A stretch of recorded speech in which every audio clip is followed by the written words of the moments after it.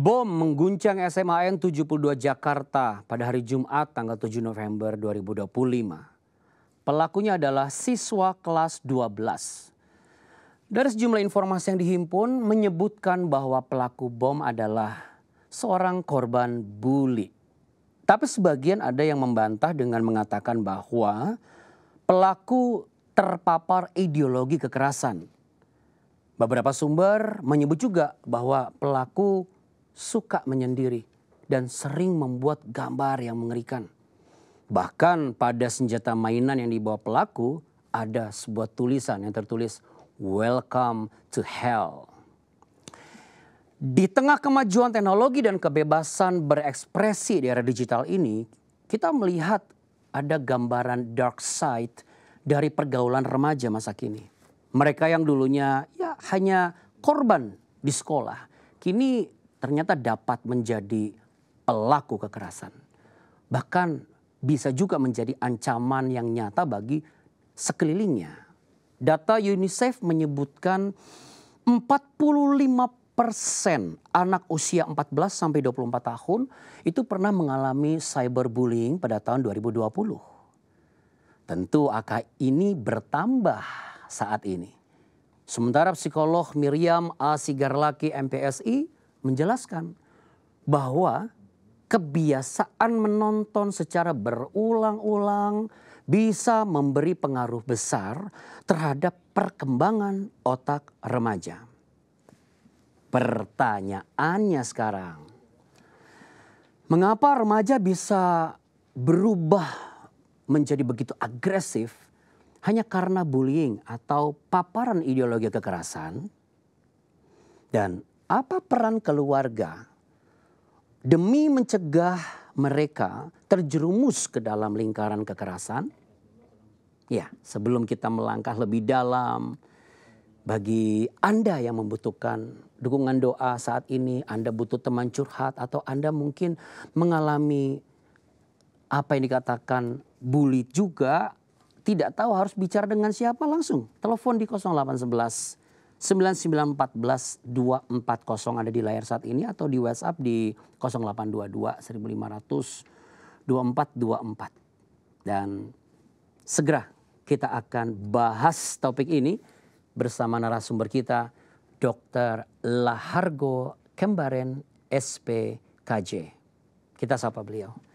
Selamat datang di Cahaya Bagi Negeri, dokter. Kabar baik, salam sehat jiwa. Itu dia, saya suka sekali. Salam sehat jiwa. Ya, hari-hari ini banyak banget remaja yang awalnya korban bullying, kok ternyata nggak disangka jadi pelaku kekerasan yang frontal gitu. Jadi benar-benar jadi eksekutor langsung gitu. Sebenarnya yang terjadi dalam kondisi psikologis mereka di hari-hari ini tuh apa, dokter?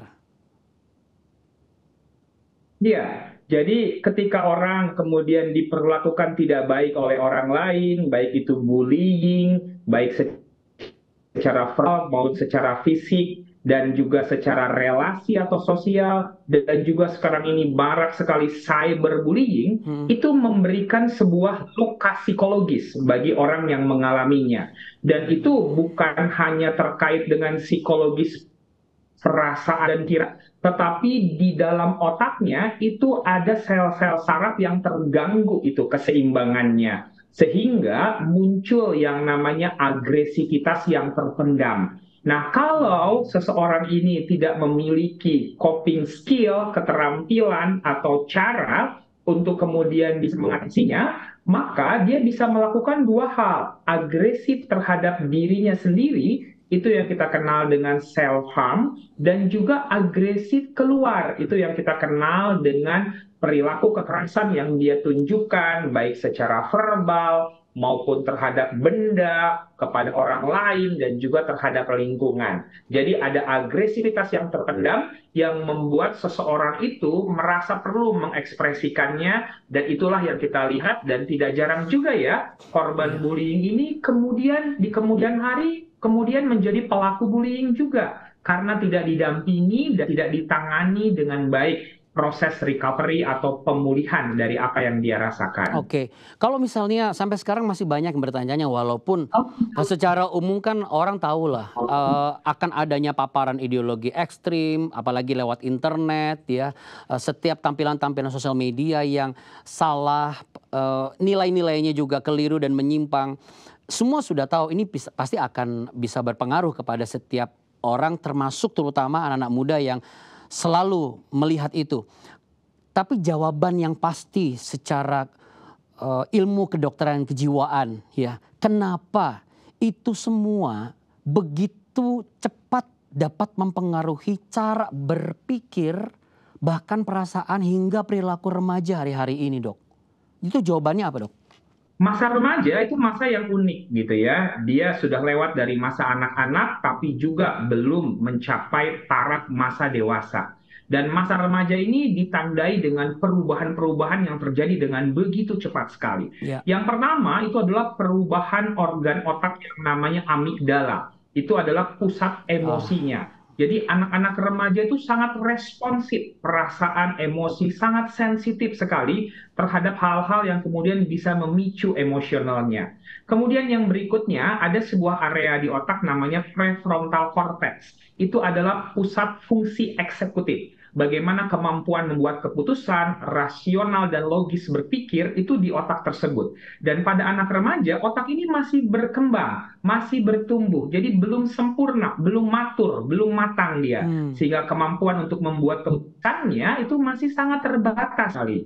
Sehingga ketika seorang anak remaja mengalami peristiwa yang membuat perasaannya itu menjadi tidak nyaman, feeling down, maka dia akan mencoba mencari coping mechanism. Bagaimana strategi agar membuat perasaannya ini bisa kembali baik. Dan itu yang kemudian dia lakukan dengan berbagai cara. Ada coping mechanism yang negatif gitu ya, misalnya dengan tadi marah, agresif, atau lari kepada rokok, alkohol, narkoba, main games yang berlebihan, kemudian pornografi, judi online, itulah coping mechanism yang negatif. Dan sebenarnya ada coping mechanism yang positif yang bisa dia lakukan, misalnya dengan fokus pada pelajaran atau kuliahnya, ataupun berolahraga, mendengarkan musik, seni, bergabung dengan komunitas-komunitas tertentu. Nah, hal-hal tersebut mungkin tidak dia dapatkan karena mungkin informasi dan akses terhadap hal itu yang sangat terbatas. Kehadiran orang tua, kehadiran caregiver itu juga menjadi sesuatu hal yang penting dalam coping mechanism yang perlu dilakukan oleh anak remaja ini. Sehingga penting sekali seluruh aspek kehidupan kemudian langsung kemudian memberikan perhatian penuh ketika ada pengalaman-pengalaman traumatis terutama pada mereka yang menjadi korban bullying ini. Ya, jadi Dok, masih ingat ya peristiwa yang baru saja terjadi bagaimana seorang remaja ternyata mengakibatkan adanya sebuah ledakan di satu instansi pendidikan itu sekolah. Artinya ini mewakili keadaan remaja yang di luar sana juga mungkin terlihat baik-baik saja di luar. Tetapi ternyata di dalam itu menyimpan seperti api dalam sekam gitu loh. Dendamnya, kemarahannya dan lain sebagainya. Nah, sebagai orang tua yang harus diwaspadai supaya bisa melihat adakah tanda-tanda agar bisa menjadi catatan dan ini akan menjadi pedoman dan panduan. Oke, ini indikatornya nih, saya harus mulai waspada lagi. Apa yang bisa dokter bagikan buat kami? Jadi orang tua penting banget untuk hadir dengan segenap hati bagi anaknya di setiap masa kehidupan anak-anaknya. Mulai dari bayi sampai remaja, itu kehadiran dan pendampingan orang tua itu penting sekali.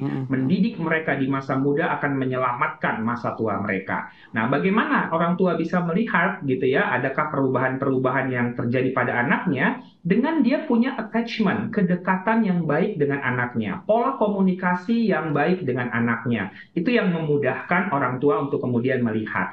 Nah, apa hal-hal yang bisa kita lakukan sebagai orang tua? Pertama, perhatikan kalau ada perubahan pada sikap, perilaku, dan perasaan dari anak ini. Pulang dari sekolah biasanya ceria, kok tiba-tiba ini murung, banyak di kamar, tidak mau berinteraksi, bersosialisasi dengan orang lain, emosi yang kemudian kok naik turun, gampang marah dan lebih sensitif misalnya, tiba-tiba menangis tanpa sebab yang jelas. Nah, itu keluhan secara emosional. Kemudian lihat juga keluhan secara fisik. Kok tiba-tiba anak ini gampang banget ya merasa sakit kepala, asam lambungnya naik, kok Hmm. nafasnya katanya sesek, jantung berdebar, otot-ototnya tegang. Nah, itu keluhan secara fisik. Bahkan kalau sudah diperiksakan pun biasanya tidak ada keluhan-keluhan pada organ tersebut. Nah, ini semakin menunjukkan nih bahwa problemnya adalah di psikologis. Oke. Kemudian kita lihat perubahan perilakunya. Pola makan dan pola tidurnya ini menjadi berubah ya. Ini kok jadi tidur malam ataupun Hmm.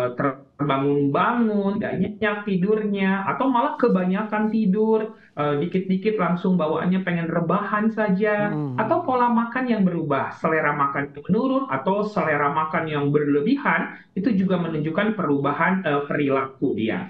Kemudian yang juga kita bisa lihat adalah bagaimana performa akademiknya gitu ya. Oke. Ketika anak ini kemudian sering menunda-nunda mengumpulkan tugas, nilai-nilai yang sudah semakin menurun, sudah mulai-mulai mencoba merokok, alkohol atau bahkan mungkin pakai narkoba, main games berlebihan. Nah, itu perilaku yang kemudian terjadi perubahan. Dan yang terakhir adalah perubahan pada kognitifnya. Kemampuan untuk fokus, berkonsentrasi, dan memori itu menjadi terganggu tuh pada mereka yang mengalami peristiwa-peristiwa traumatis termasuk pengalaman mengalami bullying ini. Nah, perubahan-perubahan itu yang perlu diwaspadai oleh orang tua. Nah, ketika orang tua melihat hal tersebut, maka dengarkanlah apa yang dia menyebabkan mereka mengalami hal seperti itu. Duduklah di sampingnya, dengarkan kisahnya, dan belajar untuk memahami apa yang sedang dialami tanpa terlalu cepat memberikan label, tanpa terlalu cepat memberikan nasihat ataupun penghakiman. Itu akan membuat orang tua paham, oh ya, anak saya mengalami ini, dan saya harus bantu dan dampingi dia. Oke, dokter, saya jadi ingat bahwa ada salah satu dari rekan saya mengatakan bahwa ya keluarga ini kan benteng utama ya, seharusnya benteng utama di mana itu start mendidik generasi muda untuk bisa melihat dan memastikan pertumbuhan psikologisnya juga bagus dan juga semua yang tadi dokter sampaikan. Tapi bagaimana jikalau ternyata di sekolah tidak pernah ada masalah, tapi justru masalahnya adalah di rumah. Nah, pola komunikasi seperti apa yang semestinya berani dibangun oleh orang tua, sekalipun orang tua itu memang terdidik sebelumnya, terbentuk dari keluarga yang memang pola komunikasinya juga kurang sehat atau banyak dengan bahasa-bahasa verbal yang keras.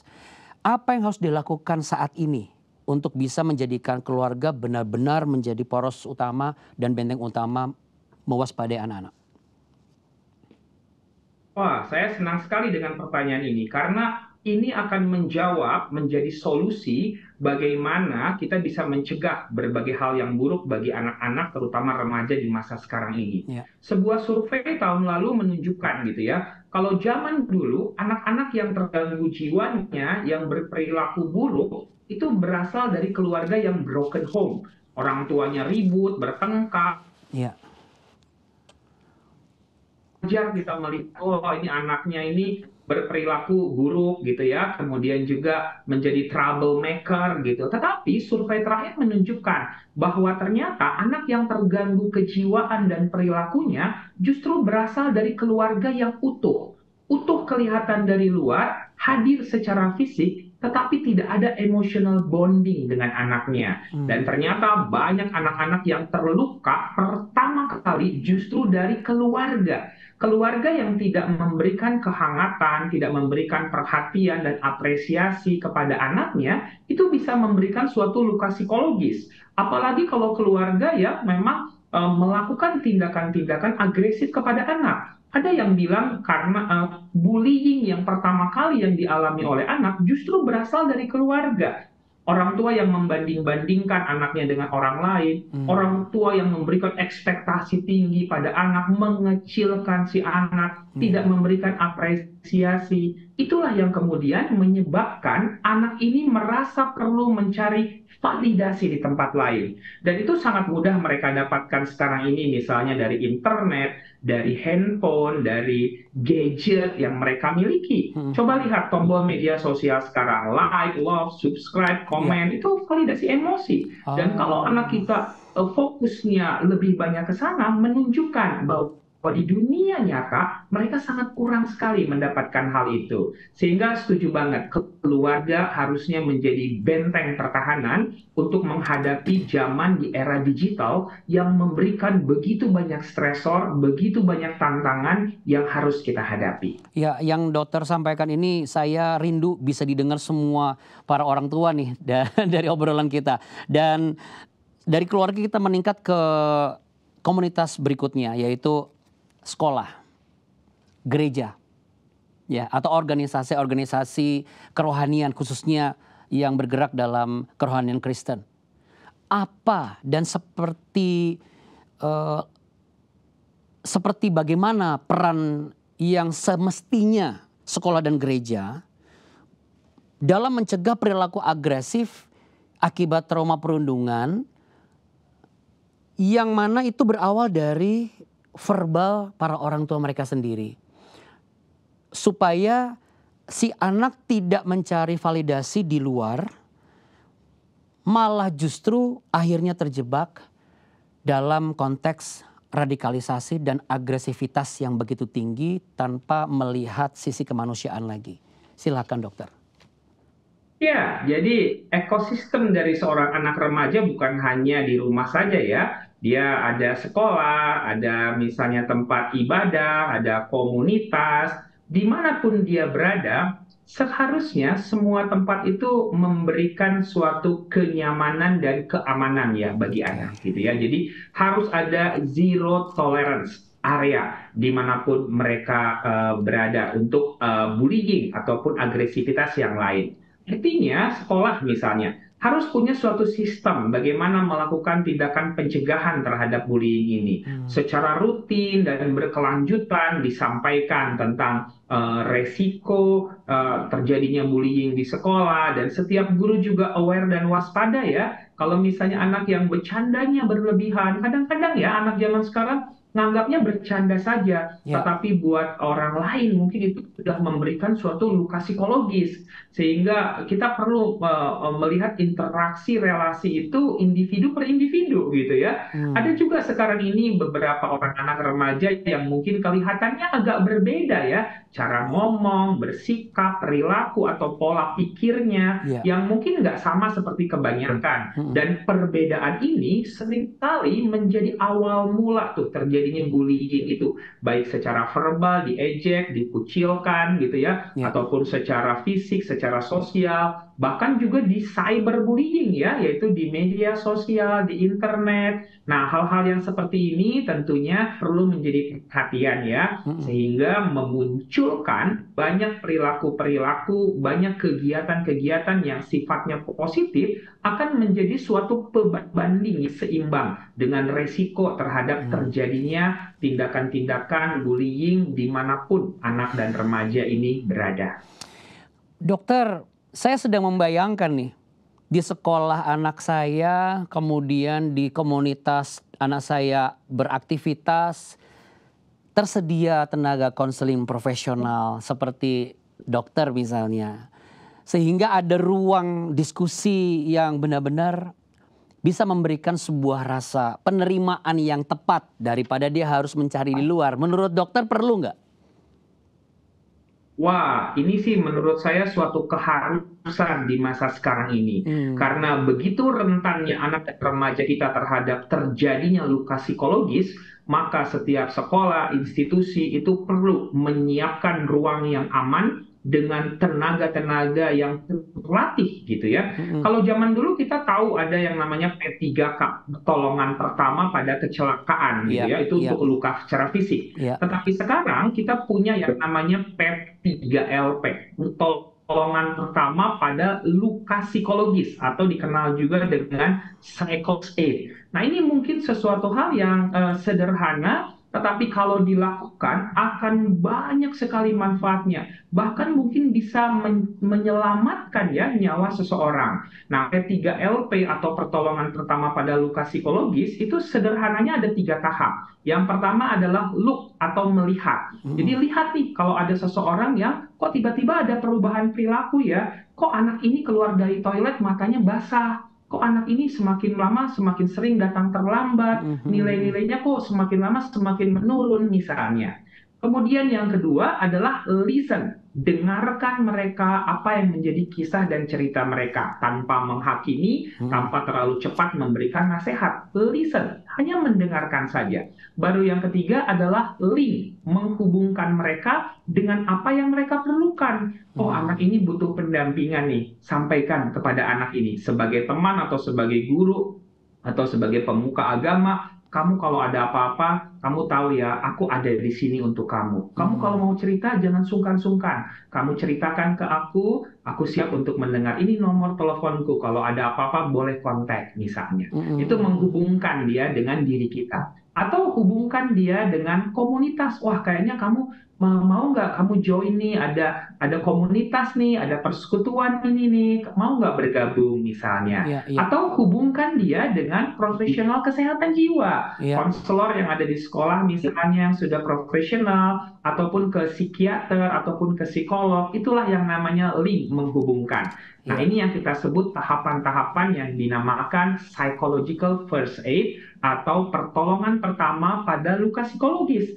Dengan langkah sederhana seperti ini, Iya. maka resiko-resiko munculnya berbagai masalah atau gangguan kejiwaan karena bullying tadi tentunya dapat diatasi dengan cepat dan tepat. Iya. Dokter bisa nggak sampaikan dalam bahasa yang lebih sederhana karena supaya tidak hanya berhenti di listen saja.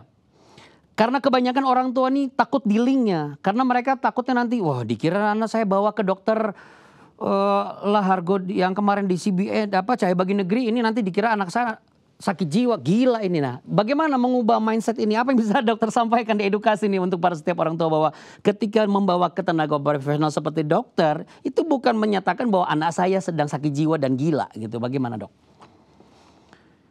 Ya, yang pertama, masalah kejiwaan itu adalah masalah kesehatan secara umum ya. No health without mental health. Tidak ada kesehatan tanpa kesehatan jiwa. Ya. Jadi kesehatan jiwa adalah kondisi medis psikologis yang bisa terjadi pada siapa saja, kapan saja, dan pada orang dengan latar belakang apa saja. Sama seperti kesehatan secara umumnya gitu ya. Jadi membawa seseorang itu atau anggota keluarga kita ke profesional kesehatan jiwa bukan merupakan suatu aib, bukan merupakan suatu kelemahan atau sesuatu hal yang memalukan, tetapi merupakan tindakan nyata untuk kemudian menyelamatkan, memulihkan anak ini atau anggota keluarga kita untuk mencapai taraf kesehatan mental yang lebih baik. Justru itu menunjukkan bahwa kita punya perhatian, punya empati, punya rasa care yang baik bagi anggota keluarga kita. Nah, karena dengan datang ke profesional kesehatan jiwa, pertama kita akan mendapatkan assessment, pemeriksaan yang lengkap, sehingga tahu apa sih yang sedang saya alami ini. Kemudian yang berikutnya kita bisa mendapatkan strategi penanganannya. Datang ke psikiater dapat obat gitu ya. Tetapi bagaimana pola hidup sehat, bagaimana manajemen stres, bagaimana support sistem keluarga yang bisa mendukung proses pemulihan ini, atau kalau diperlukan terapi-terapi medis seperti obat ataupun terapi-terapi stimulasi modulasi, selama diawasi oleh profesional kesehatan jiwa, maka terapi itu aman, baik, dan tidak menimbulkan efek yang negatif tentunya bagi anggota keluarga kita yang mengalami masalah atau gangguan kejiwaan. Jadi jangan ragu ya datang ke profesional kesehatan jiwa. Itu menunjukkan kalau kita peduli terhadap kesehatan mental keluarga kita. Nah, untuk kita dalam ruang lingkup keluarga Kristen, bentuk perhatian kita menolong anak kita, mengubah pandangan atas dirinya, tidak lagi memandang dengan cara dia memandang, tapi pandangannya sesuai dengan pandangan firman Allah. nilai-nilainya, nilai-nilai yang sesungguhnya murni dan benar. Bagaimana mereka merasa dikasihi dan tidak selalu menjadi korban. Apa yang harus dilakukan, dokter? Apakah dibawa dulu ke gereja atau dibawa dulu ke tenaga profesional atau bagaimana? Ya, apa yang bisa dokter bagikan buat kami?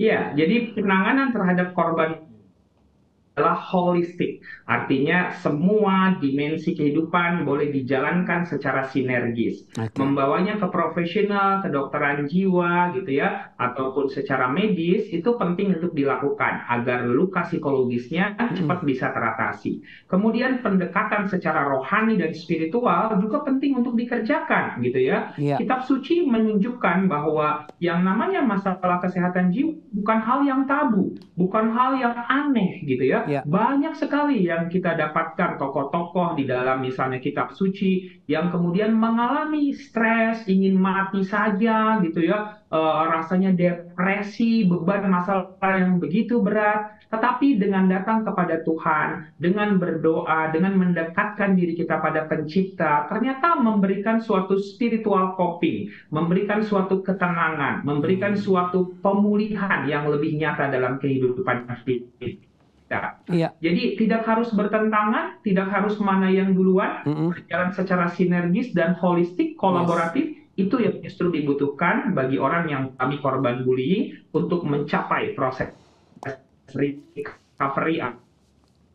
Oke, ini ada pertanyaan, apa langkah konkret yang dilakukan orang tua jikalau anaknya sudah menunjukkan kecenderungan agresif, dokter?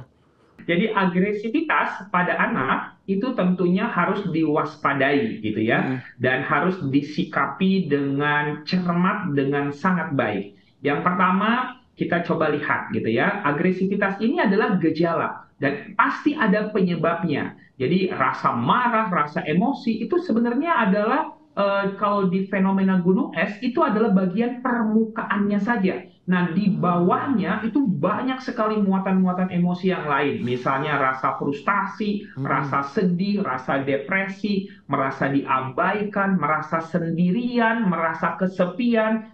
Itu sebenarnya yang mendasari munculnya kemarahan tersebut yang kemudian meletup. Sehingga mendengarkan dan memahami kisah dari anak ini adalah langkah pertama yang harus kita lakukan.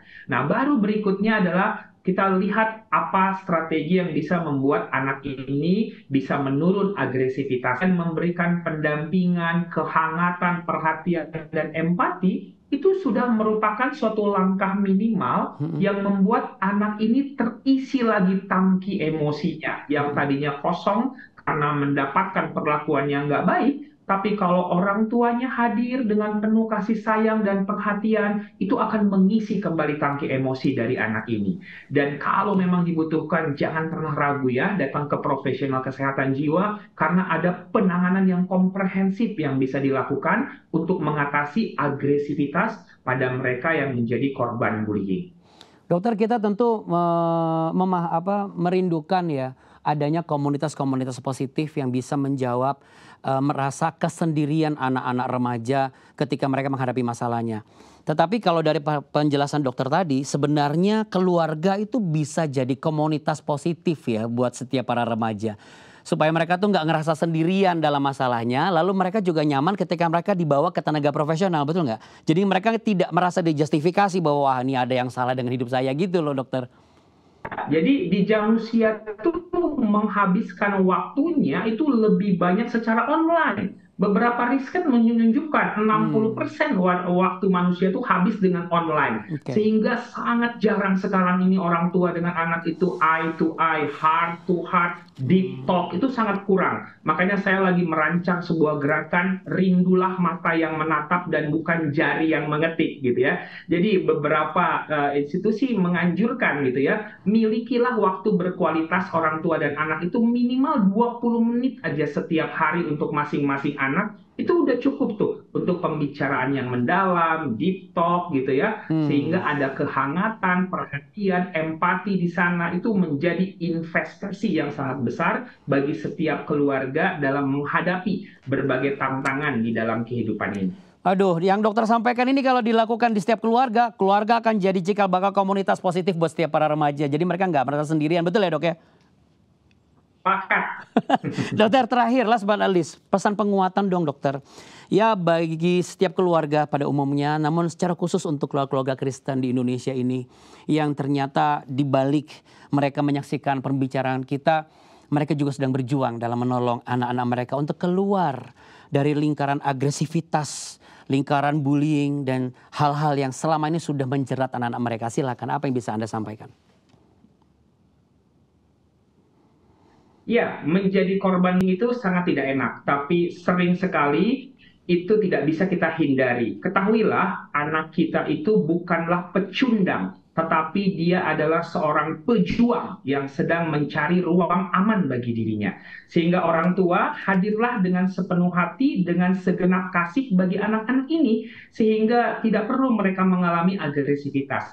Dan ketahuilah, bullying itu bisa diatasi. Selalu ada harapan dan masa depan. Saya mengibaratkan misalnya anak yang menjadi korban bullying itu seperti kain yang berwarna hitam ini. Ya. Keluarga pun mungkin stres gitu ya, kalau anak ini kok marah-marah dan emosi. Tetapi ketika orang tua hadir dengan sepenuh hati bagi anak ini, mengajak dan membawanya ke profesional bila dibutuhkan, maka kehidupan mereka bisa berubah. Bisa kemudian menjadi warna-warni tidak seperti ini.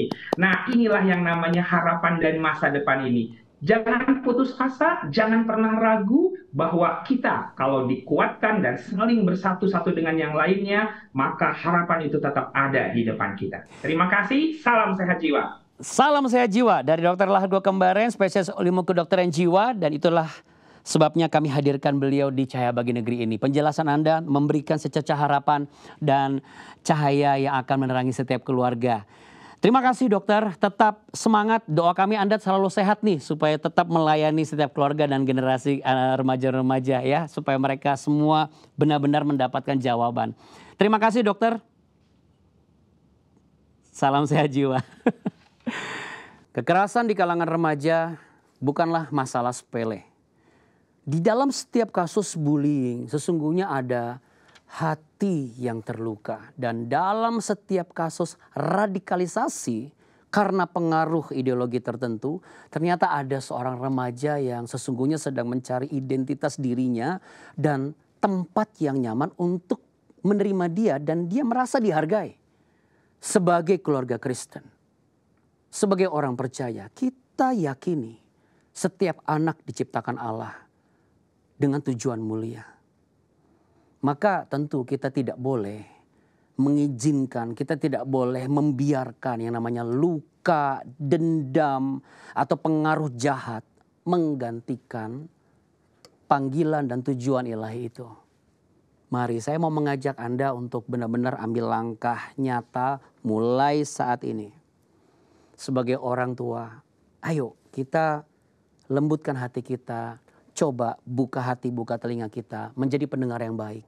Dengarkan anak-anak kita ketika mereka mau bercerita apapun itu. Dengarkan dulu sampai habis.